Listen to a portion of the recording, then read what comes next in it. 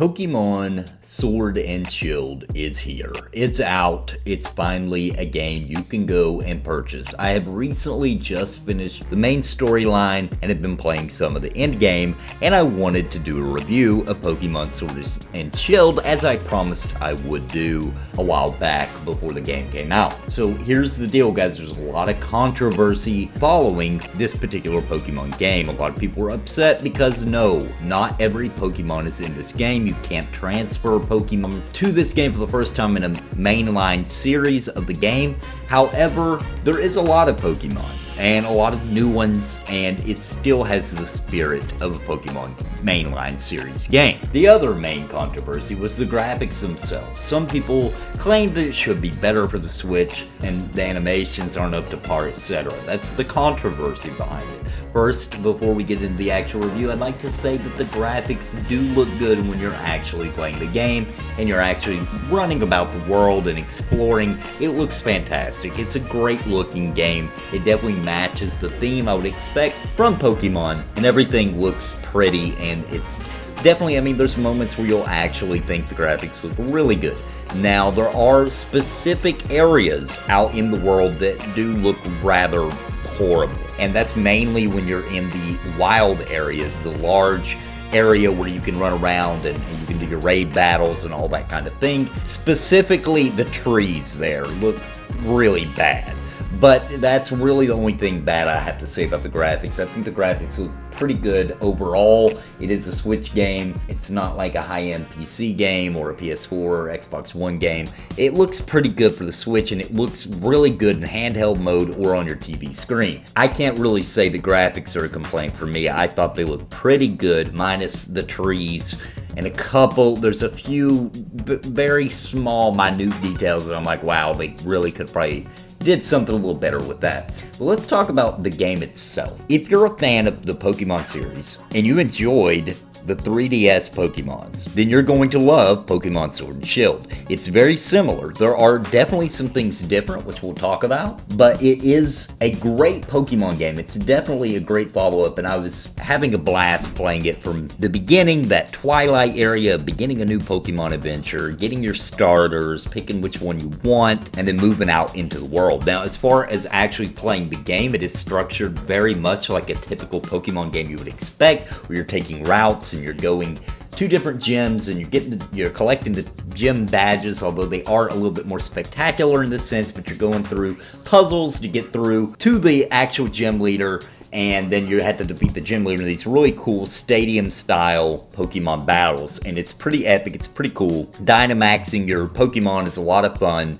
Fighting other Dynamax Pokemon. If you want to challenge, then don't Dynamax your Pokemon. Try to fight, and I did that a few times and just refused to Dynamax just to make it more challenging, and I had a lot of fun with that. And that's the other thing about this game, is it's not very challenging, okay? It's really not. It's actually a very easy game. All the Pokemon games really have been in the past, so it's really not a surprise. I would like to see them add a feature where you could maybe up the difficulty a little bit by choice. I think that would make the game a little bit more fun if there was some more difficulty to it, because it is a very easy game, which is honestly expected. It's a Pokemon game. They've always been fairly easy. There's not a lot of getting lost. You do have a map that kind of flags and tells you where to go next, something you should be familiar with and used to if you play Pokemon games, and it does do that. The new Pokemon I thought were really cool. There's a lot of food-themed Pokemon, which I found a little weird. There's quite a few of those in the Pokédex, and I just found that to be a little bizarre, but a lot of the new Pokemon are really cool. The starters are awesome, and I enjoy the look and theme of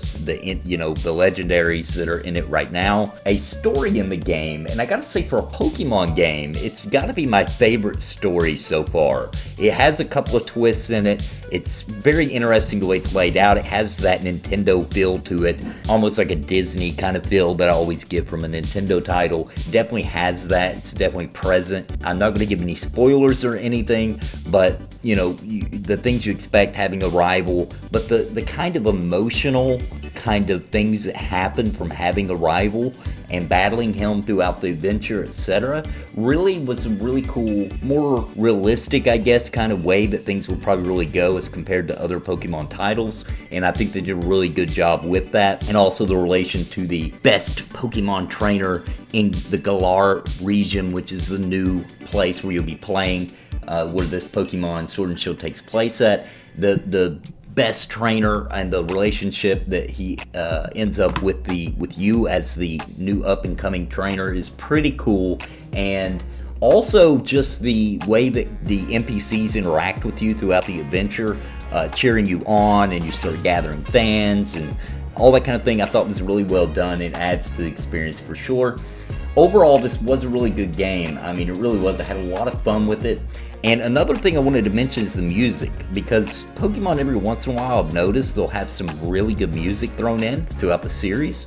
I do have to say some of the music in this is designed to be nostalgic and remind you of older games, and then there's new music that is just really good. JRPG at its finest kind of music in some of these scenes that happen, and I was a little bit surprised by it.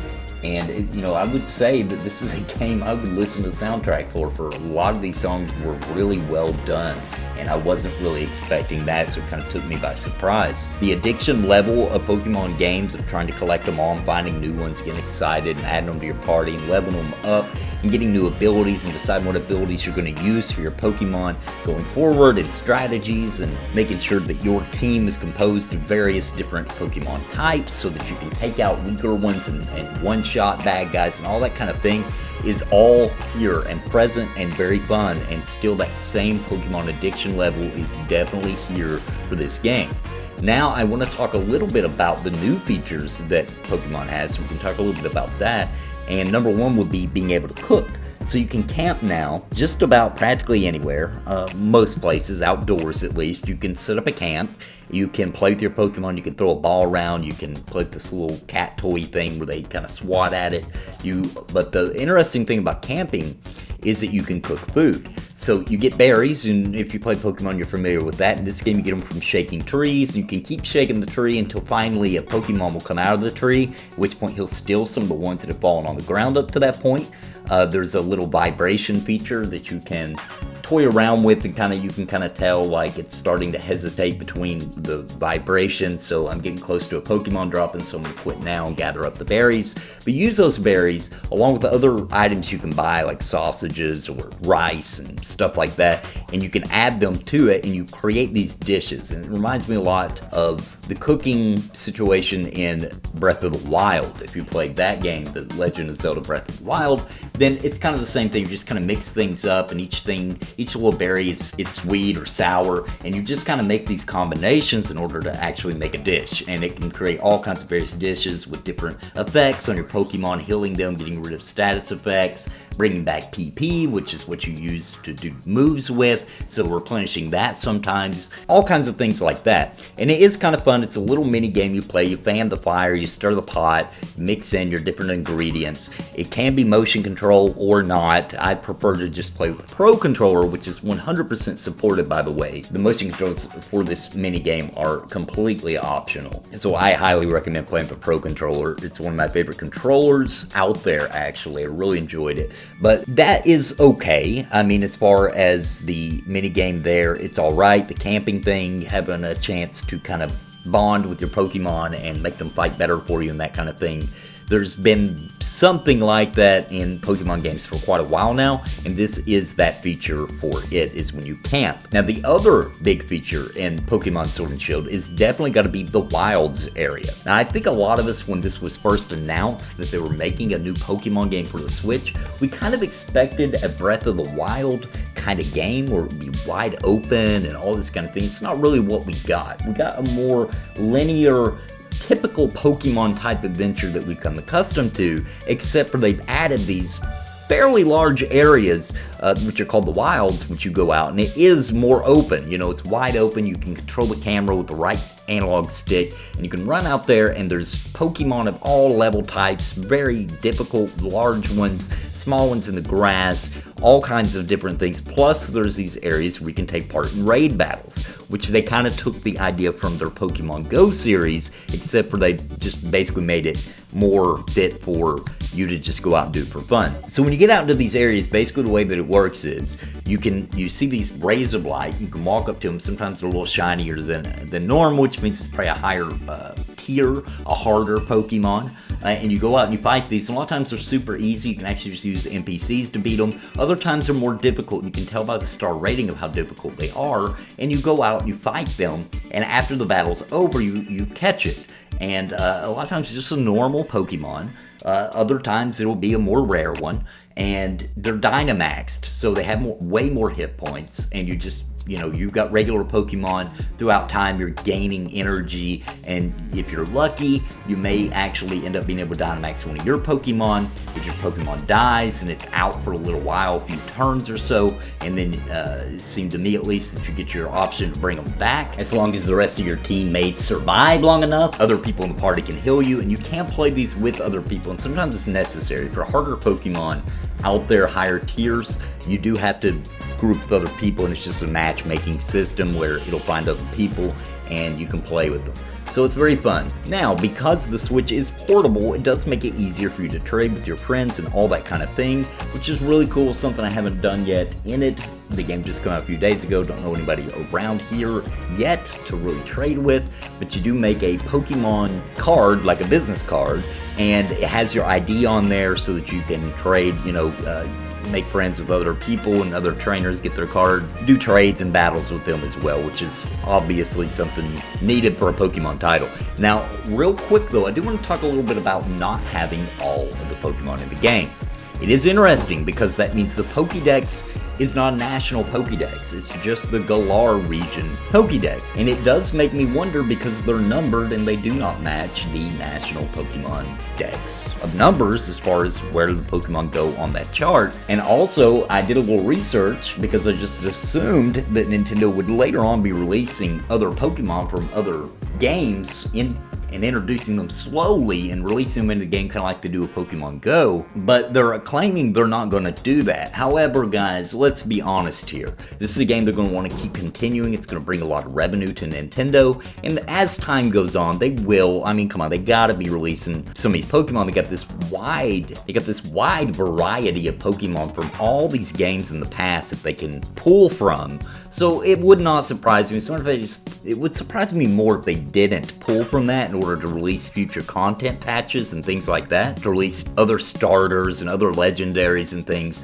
with events, because they got this big wild area where they can run these really cool events. And if you play Pokemon Go and you played some of their events, you kind of get the idea of how they could do that and how much fun that would be. And I truly 100% believe that that will be the case in the future, and if so, this game will become even more fun over time. So should you go out and buy the new Pokemon Sword and Shield? Well, if you like Pokemon, then absolutely. It would be silly of you not to play this one if you enjoy Pokemon games, because it has the entire heart and soul of a Pokemon game. If you've enjoyed Pokemon games in the past, I can absolutely guarantee you're going to absolutely love Pokemon Sword and Shield. It's a great game. It's a great game even if it wasn't a Pokemon game. It's just a solid game. It has a pretty good story, not the best I've ever seen, but for a Pokemon game, definitely up there. I would say the story, and some people are going to hate me for saying this, but I would say the story in Sword and Shield is better than the story in Breath of the Wild. Breath of the Wild had other features that made it super awesome, but story, it was just kind of okay. And I would say Pokemon Sword and Shield is a little bit better than just being okay. So it's interesting how far the series has come as far as trying to tell a story, because for so long it almost felt like the same story, just slightly different, another Pokemon, different style, but it was kind of the same thing. There's a lot of things they do with the story in this I can't spoil here in the review, because that would be a disservice to you, but it's definitely worth checking out. And the addiction level's there. You're going to love the game. You're going to have a hard time putting it down. Thankfully, it's on the Switch, so you can bring it with you on the go. Wonderful title. I'd say it's a system seller. I think it's going to be a big deal for Nintendo. It's going to make them a lot of revenue, and it's going to boost the sales of the Switch over the holiday season. And if you're holding out on it because of some of this criticism over the couple of things I mentioned, then guys, it's kind of silly. All of it is. Sure, the graphics could be a little better, but they look pretty darn good. And overall, there's times you'll actually be amazed by the graphics. And it's definitely a huge upgrade from the 3DS titles. So yes, I absolutely believe this is a must-get title for the Switch, especially if you're a Pokemon fan. If you've never played a Pokemon game before, but you're thinking about jumping in now, then guys, this is a wonderful place to start. It would probably, when you're done with it, which would take a long time, by the way, to actually feel like you've accomplished enough to say you're done, you're probably going to like it so much, you're probably going to go back and start playing the 3DS titles because you're going to want more of it. In that case, you should probably do Sun and Moon, Ultra Sun and Moon, because those are pretty good games. Guys, I hope you enjoyed the review today. I hope it helped you make a decision on whether you're going to get Pokemon Sword and Shield. If you're listening to this and you've already played it, or you're in the midst of playing it, let me know what you think of the game down below. And if you haven't got it, then let me know. Have you decided to buy it now? I hope you enjoyed my review today, guys. And until next time, God bless and happy gaming. Listen to what I say. I've been making videos all day. My friends all say I'm it's a video buffet. You can even hit replay. But please just subscribe. I can't even describe being part of my tribe. I'll even offer you a prize. But just please just subscribe. And hit the bell notification too.